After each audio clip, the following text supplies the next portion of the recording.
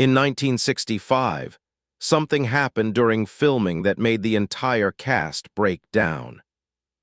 It wasn't a death or an accident. It was a noise, a ridiculous, childish noise that ruined take after take of the movie's most important scene. The studio spent thousands trying to fix it. They couldn't, so they covered it up instead. For 30 years, no one was allowed to talk about what really happened in that gazebo.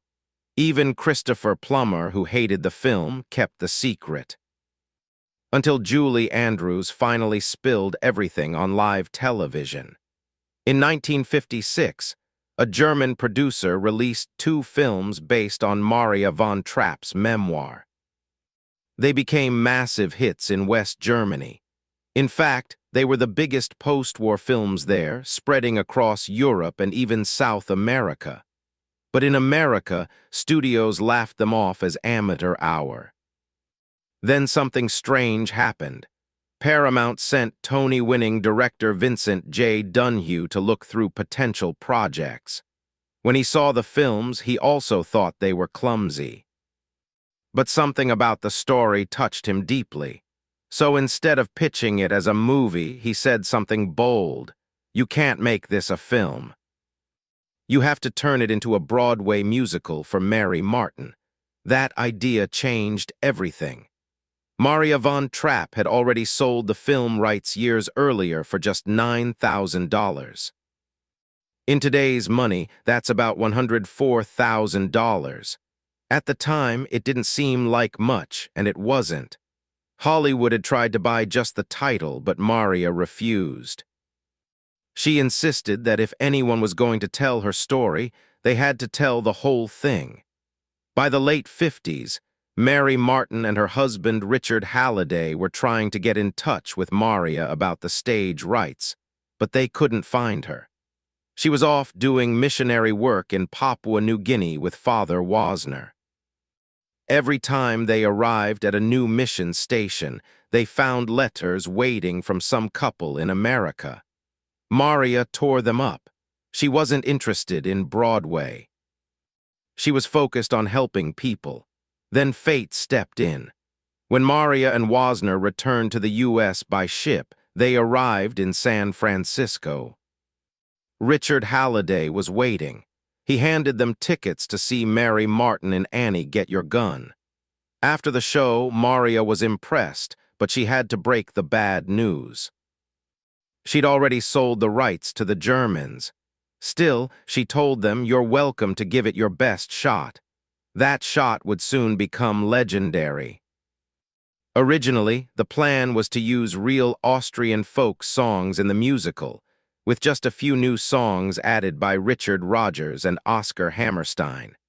But when asked to write just one song, they pushed back. Their Broadway style wouldn't blend with old European tunes. They gave the producers an ultimatum. "Let us write the entire score or we're out." The producers agreed to wait while they finished Flower Drum Song. That wait paid off. The show opened on Broadway on November 16, 1959, starring Mary Martin and Theodore Backel. It cost $400,000 to produce, but advance ticket sales were jaw-dropping $232 million. The musical ran for 1,443 performances. Mary Martin only missed one show during her entire run. Just months later, in June 1960, the film rights sparked a bidding war. 20th Century Fox won, paying $1.25 million. That's over $13 million today. At the time, the studio was financially bleeding from the Cleopatra disaster. This was a huge risk, but the deal had a strange clause. If the film made more than $12.5 million, the writers would get 10% of the profits. Howard Lindsay thought it was a joke. What picture ever made more than that? He was about to find out. Casting Maria von Trapp in the film version brought its own drama. Julie Andrews was heartbroken after being snubbed for the role of Eliza in My Fair Lady. They picked Audrey Hepburn instead. Hollywood saw Andrews as too plain for the screen, but director Robert Wise saw something in her. He watched unfinished footage of Mary Poppins at Disney and turned to the screenwriter. "Let's sign her before someone else does." Andrews signed on for $225,000, about $2.28 million today. No royalties, no box office percentage, just a flat fee. Meanwhile, Mary Martin earned over $8 million from the stage version. Fox would later regret not giving Andrews a piece of the profits. Her win for Mary Poppins was sweet revenge. During her Oscar speech, she thanked the man who rejected her, Mr. Jack Warner. Captain Von Trapp wasn't easy to cast either. Christopher Plummer said no several times. He thought the role was bland and lifeless. He even wrote a letter to screenwriter demanding changes, more passion, better dialogue, and a personal song that revealed his feelings for Maria. Director Wise tried other stars, Sean Connery, Richard Burton, Bing Crosby. Nothing felt right. Finally, Wise flew to London, convinced Plummer to join, on the condition that he could reshape the character. Even then, Plummer hated the project. He called it The Sound of Mucus. He drank through much of the shoot. He later admitted he was drunk during the family's final performance scene.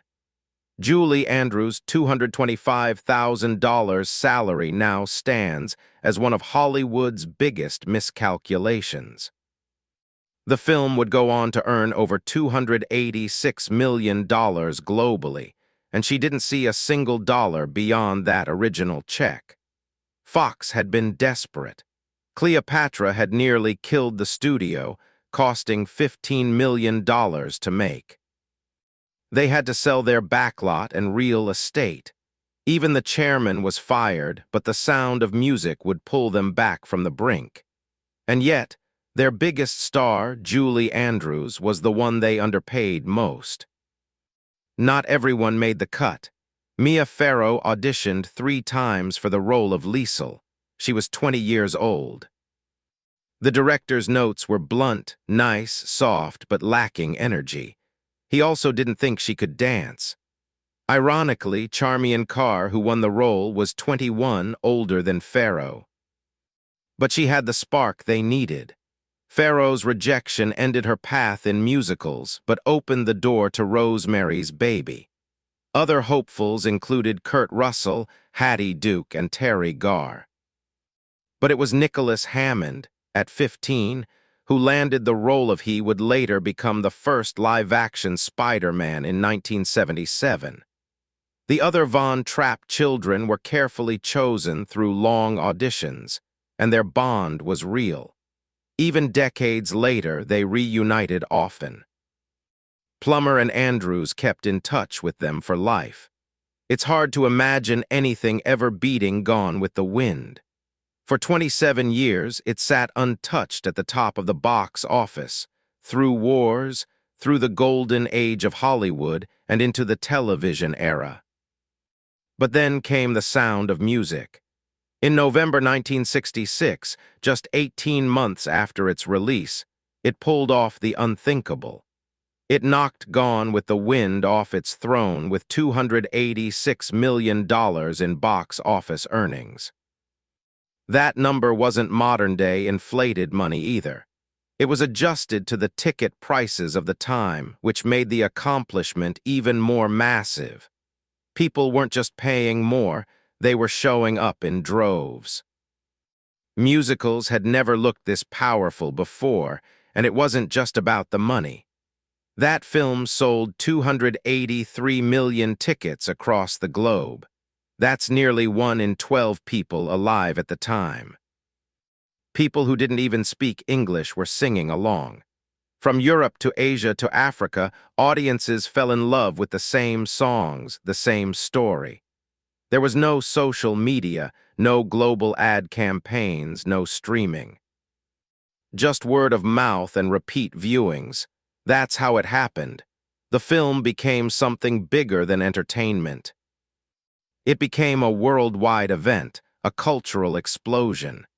Everyone seemed to know the tunes, even if they didn't understand the words. It was like a shared heartbeat. Then came the Oscars.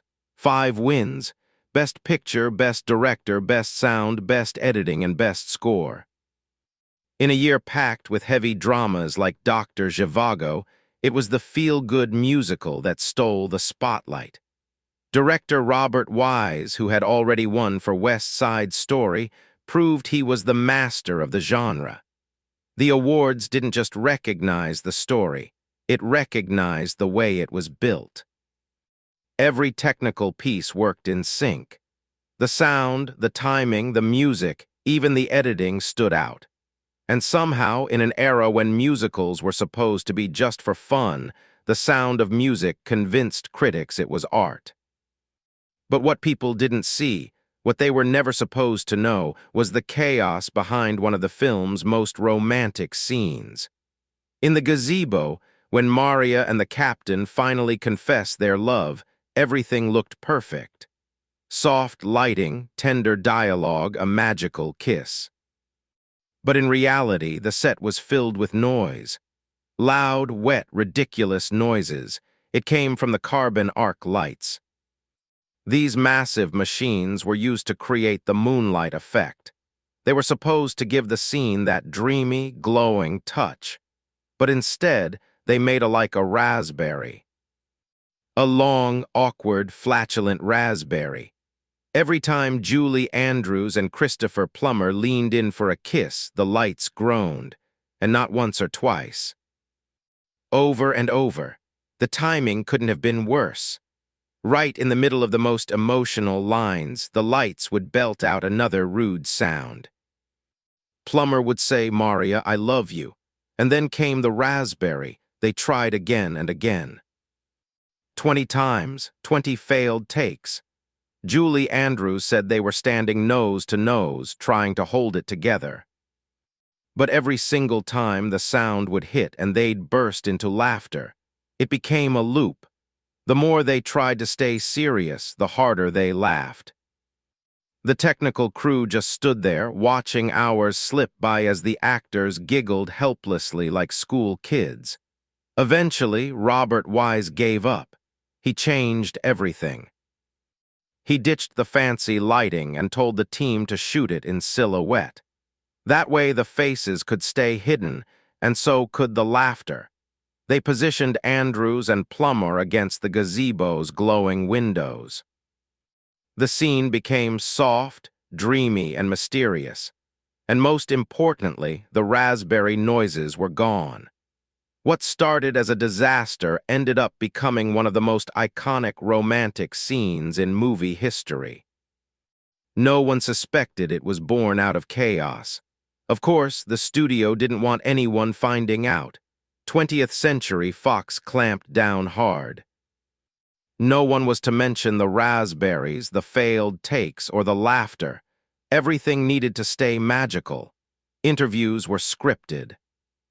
Behind-the-scenes talk was forbidden. For decades, fans believed the scene had gone off without a hitch.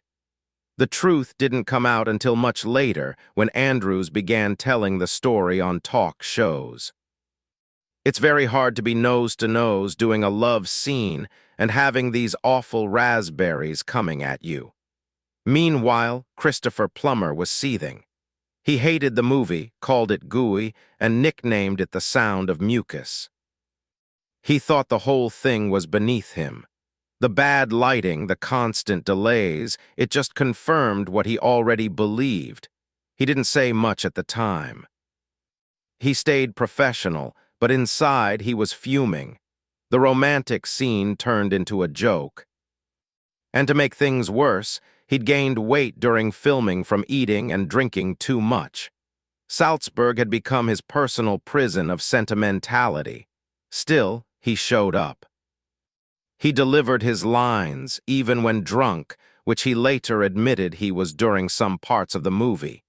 He may have hated every second, but he never broke character. Years later, he said it was the toughest role he ever played. Not because it was deep or demanding, but because he had to pretend he cared. And somehow, in pretending, he helped create something people would remember forever. Another shocking moment came during the music festival scene, where Captain Von Trapp sings Edelweiss with tears in his eyes. It looks emotional, but in reality, Plummer was completely drunk. He later admitted in a DVD commentary, and again in his 2008 memoir, that he was dead drunk while filming it. He'd been drinking heavily, calling himself a pampered, arrogant young bastard. And yet somehow, the scene became one of the most touching in the entire film. The audience saw sincerity. What they didn't know was that Plummer could barely stand up straight. His attitude toward the movie never really softened during filming. He called it the sound of mucus. Sometimes just S and M, he hated how sentimental it was. In interviews, he mocked it. He once said playing Captain Von Trapp felt like flogging a dead horse, and joked that he tried to inject even a tiny bit of humor into the gooey mess. For years, he couldn't even say the film's name without rolling his eyes. But decades later, Plummer admitted that the film had seduced him in the end. It took him time, but he eventually felt a strange pride in having been part of it. Then came the dubbing controversy. Most fans have no idea that when Captain Von Trapp sings, it's often not Plummer's voice at all. His entrances and exits were real, but the longer notes were sung by Bill Lee, a professional vocalist who worked with Disney. Plummer was annoyed by the decision, feeling like it stripped away part of his performance. Yet no one in the audience noticed. Lee blended so perfectly that to this day, most people think they're hearing Plummer sing Edelweiss. It wasn't just the adults who suffered on set. 5-year-old Kim Carath, who played little Gretel, almost drowned during the rowboat scene. Moments before filming, Julie Andrews was told the child couldn't swim. Their plan? Andrews was supposed to grab her quickly after the boat flipped. But when the boat capsized harder than expected, Andrews fell the wrong way. Kim went under twice before another actor dove in to save her. She vomited after swallowing water and developed a fear of swimming that stayed with her for life. Even Andrews wasn't spared. That iconic opening scene where she spins in the meadow, the one everyone remembers, it was hell to film. A helicopter flew just above her with a cameraman strapped to the side. Every time it passed, the wind slammed Andrews into the ground over and over again. She got knocked down 6 or 7 times, eating dirt and grass each time. She kept trying to smile and sing while secretly bracing herself for the next hit. It looked magical, but it felt like an attack. Hair disasters added to the madness. Daniel Trujillo, the actor who played Rolf, had his hair bleached so aggressively that it never grew back the same. He was only 20, but the damage was permanent. His hair thinned out and never returned to normal. Fans would meet him years later and ask why his hair was dark. He'd have to explain that his blonde, Nazi-era look came at a very real cost. Julie Andrews also had a hair nightmare. Producers thought the back of her head looked too dark on camera. They sent her for highlights. Something went wrong and she ended up with bright orange hair. The team panicked. They chopped her hair even shorter and dyed it blonde to cover up the disaster. Andrews later joked that the platinum blonde look helped her feel more Austrian. But at the time, it was a mess. Everyone was horrified. The weather didn't help either. According to Nicholas Hammond, who played Friedrich, it was the worst spring Salzburg had seen in 50 years. Rain fell almost every day. Crew members used massive arc lights to fake the sunshine in those cheerful scenes. It was so bad that children's growth spurts started to create continuity problems. One actor lost all her baby teeth during the long shoot and had to wear fake ones. Hammond himself shot up from 53 to nearly 6 feet.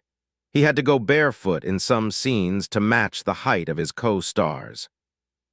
What was supposed to be a sunny musical became a cold, muddy marathon. At first glance, The Sound of Music seems like a heartwarming classic. But beneath the singing children and sweeping hills lies one of Hollywood's most misleading stories. Critics have slammed the film for turning Nazis into nothing more than cartoon villains. It barely touches the real horror of what was happening at the time. Jewish people were being erased from cultural life. Famous conductors like Otto Klemperer and Bruno Walter had to flee. Music by Jewish composers was banned. The Nazis even created a segregated Jewish cultural group, the Jüdische Kulturbund, which had 180,000 members in just 5 years. Yet the film avoids all this. It romanticizes Austria while skipping the genocide that was already well underway. And then there's the dramatic mountain escape scene. In the film, the Von Trapps hike across the Alps to reach freedom in Switzerland. It's tense, it's heroic, and it never happened. In real life, the family took a train. They walked calmly to the station, boarded, and left for Italy. From there, they went to Switzerland, then France, then London. No mountaintop chases, no secret paths. In fact, Salzburg is over 200 miles from the Swiss border. And the mountains shown in the movie, they were actually right near Hitler's personal retreat, the Eagle's Nest. The Von Trapps had Italian passports because Georg was born in Dalmatia, which Italy had annexed. So they left Austria legally. The film's version is pure fiction, built to create fake danger and fake glory. The love story between Maria and Captain Von Trapp is just as misleading. In real life, Maria married him for the kids. She said it herself, I liked him, but didn't love him. She agreed to marry him only because he asked her to stay and be a mother to the children. They married in 1927, not on the eve of the Nazi invasion like the film shows. Maria was 22, Georg was 47. That's a 25-year age gap. She admitted she grew to love him later, but their marriage started as a practical decision. The film turned it into a fairy tale, feeding audiences a lie about love and pretending their union was all passion and romance. Even the children's story was rewritten. The real Von Trapps had 10 kids. The movie shows only 7. Georg's first wife, Agatha Whitehead, gave birth to 7 children. Rupert, Agatha, Maria Franziska, Werner, Hedwig, Johanna, and Martina. After marrying Maria, Georg had 3 more, Rosemary, Eleanor, and Johannes. The filmmakers not only erased 3 real kids, they also changed the others' names, ages, and personalities. For example, Agatha became Liesel, a confident teenager who flirts with a boy. But the real Agatha was shy and serious. When the family saw her on screen, they couldn't stop laughing. These changes weren't accidents. They were done to make the story cleaner, easier, and more marketable. Hollywood didn't care about the truth. The lies didn't stop with the characters. One of the most emotional songs in the film, Edelweiss, fooled millions. People believed it was a true Austrian folk song. Even President Ronald Reagan quoted it at a state dinner in 1984. But it was written in 1959 by Americans, composer Richard Rodgers and lyricist Oscar Hammerstein II. They created it specifically for the Broadway show. It was meant to sound like a farewell to Austria, nothing more. It was the last song Hammerstein wrote before he died of cancer. The fact that it's now mistaken for a real national anthem shows just how deep Hollywood fiction can go. Local Austrians weren't fooled. The Salzburg Marionette Theater refused to work with the filmmakers. They were asked to provide puppets for the lonely goat herd scene. But the theater said no, their exact words. "This is a classy operation. We don't want them in some tacky Hollywood movie." This wasn't just about puppets. It was about pride. The Marionette Theater had been operating since 1913. They had invented a special technique that was later recognized by UNESCO. To them, Hollywood was cheapening their art. Ironically, they later made their own Sound of Music puppet show to cash in on the tourism boom the film caused. Many Salzburg residents were angry too, not because of the singing, but because of the politics. The film made it look like Austria was just an innocent victim of Nazi aggression. But it wasn't that simple. Before the Nazis took over, Austria had its own dictatorship. From 1934 to 1938, it was ruled by an anti-Nazi but authoritarian regime. That government jailed Austrian Nazis, yes, but it also crushed democracy. The movie ignored all of this. It turned complex politics into a black and white tale of good versus evil. Locals felt insulted. Actor Nicholas Hammond, who played Friedrich, later said, "The town didn't want us there. They gave no help to the production." Their history had been flattened into a fairy tale. Even Maria herself got erased, not from the plot, but from the process. The film was based on her 1949 memoir, The Story of the Trapp Family Singers. But Maria had sold the rights to German producers in the 50s, not realizing she was giving up all control. The German films did well, but when Hollywood bought the rights, she was left out. She made no money from the American version, and they didn't ask for her input. Not seriously. She wasn't even invited to the 1965 film premiere. When she asked about attending, they told her there were no seats left. Imagine being locked out of your own story. A story that would go on to earn hundreds of millions and shape how the world saw your life. Julie Andrews looked perfect on screen, but behind the scenes, she was anything but easygoing. During The Sound of Music, she became known for something no one expected: being a perfectionist, and not just in the way most actors want to get a line right.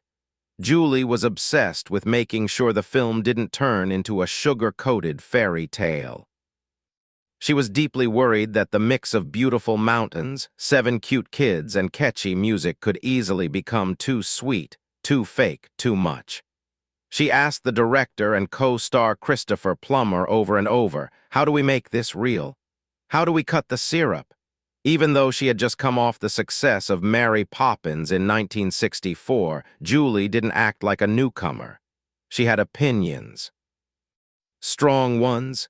She wanted the relationship between Maria and Captain Von Trapp to feel grounded, not just charming. She didn't want the audience to roll their eyes. Her attention to detail affected how scenes were written, how they were filmed, and even how she delivered her lines. It wasn't about ego. It was about control, and her instincts would later prove to be right. But while Julie was fighting sugar, the studio was fighting something much scarier. Money. The budget was supposed to be $8.2 million. That was already high. But soon it started slipping, and then it started crashing. Why Salzburg? The city was beautiful, but no one told the studio that it rained there constantly. In fact, 1964 was one of the wettest years on record. Director Robert Wise thought it would take 6 weeks to shoot on location. It ended up taking 11. That meant more hotel rooms. More food, more wages, more everything. The crew, over 250 people, sat around for days doing nothing, just waiting for the clouds to clear. Camera gear got soaked. People were freezing, and the costs piled up. Box had already taken a beating with the movie Cleopatra, which almost ruined them. Now this, executives started panicking. Whispers ran through the studio. What if this cheerful family movie ended up sinking the company for good? And that wasn't the only secret drama happening behind the curtain. Long before Robert Wise was hired, the legendary director William Wyler was supposed to lead The Sound of Music. In early 1963, he even quit his spot on Fox's board to avoid a conflict of interest. That's how serious it looked, but Wyler had doubts from the start. He didn't like the stage musical. He didn't feel connected to the script. Even when he flew to New York to see the Broadway show, he left confused. The songs didn't feel natural to him. They just didn't fit the story, he said. There was something else, too. Wyler was losing his hearing. It made directing a musical even harder. His wife could see it clearly. He just wasn't into it. So Wyler began quietly looking for a way out. He needed a clean break, something that wouldn't raise suspicion. That's when producers offered him The Collector, based on the John Fowles novel. Wyler read the script and instantly knew this was more his style. Dark, twisted, psychological. He asked the Zanuck family, who were running the studio, to release him from his Sound of Music contract. The official story? Scheduling conflicts. That's what the press was told. That's what Fox repeated. But the truth was, Wyler ran the other way. And that left the door wide open for Robert Wise, who stepped in late 1963 to pick up the pieces.